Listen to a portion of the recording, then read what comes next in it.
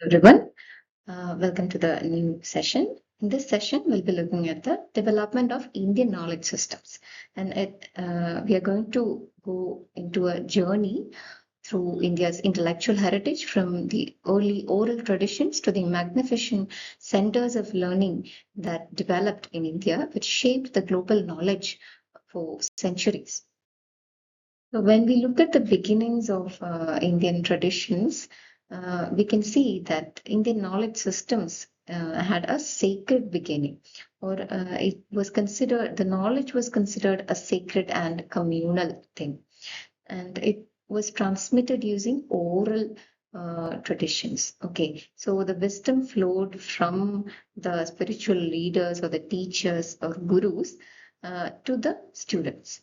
So early system was based on oral traditions, and this kind of learning needed a great skill in the memory-based learning system also. And the knowledge transmission centered around spiritual centers like temples, monasteries, and ashrams, where they also allowed areas or space for teaching, discussion, debates, etc. So the early beginning of the knowledge systems were in spiritual or sacred spaces, uh, but it also acted as a learning center, a collective center for discussions and debates also. So over the time, the orally transmitted tradition, it flowed into a completely systematic and written documentation. So the earliest times, knowledge was orally transmitted. Then later, over the advent of time, it began to be documented as a written form. So, and these written texts include the Vedas, Brahmanas, Aranyakas, and the Upanishads. The Vedas are the earliest sacred texts comprising knowledge of cosmology, rituals, and philosophy. The Brahmanas are the explanatory texts detailing the rituals and their philosophical significance. And then the Aranyakas are the forest treatises exploring deeper spiritual meanings and the meditative practices. And we have the Upanishads, which are the philosophical explorations of human consciousness. So these are the foundational texts which, along with the philosophical treatises in Sanskrit, Tamil, and other regional languages, provided a comprehensive knowledge system which encompasses every aspect of existence. So from the oral transmitted traditions, it moved on to this written documentation system. And in this system, we have all these kinds of text included in it, the Vedas, Aranyakas, Brahmanas, and the Upanishads. Now, Takshasila, which was the world's first university, one of the earliest centers of higher learning in the world, which flourished from 6th century BCE onwards, and it attracted students from India and abroad who studied subjects like philosophy, medicine, mathematics, law, and arts. So education was focused on teacher-student interaction, debates, and practical learning rather than memorization alone. And it also had a comprehensive curriculum including philosophy, logic, grammar, medicine, mathematics, law, and political science. So that education in Takshashila, or the teaching methodology used in Takshashila, was based on interaction between the teacher and student. It fostered an environment of intellectual engagement rather than passive learning. Okay, and they gave importance for discussions and debates to sharpen the critical thinking of the students, and they focused on practical training alongside the theoretical knowledge. And the personalized mentorship was available for the students, and the guidance was also given for the students. And it integrated arts with sciences also. So the institution rejected rote learning or just passive learning, everything, and they were in favor of deep understanding of the knowledge system rather than just passive learning.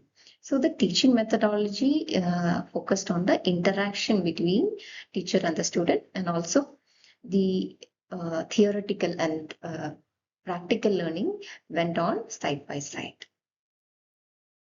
Another important educational center was Nalanda University, which was active between the 5th and 12th century CE, which was a major center for Buddhist learning and advanced scholarship. Scholars from across India studied philosophy, logic, medicine, astronomy, linguistics, and all from Nalanda University. So, with a vast library and residential campus, Nalanda encouraged research, debate, and critical inquiry. The campus of Nalanda University was also a major attraction for the scholars across the world. Nalanda featured a large residential campus with purpose-built structures that supported the scholarly pursuits.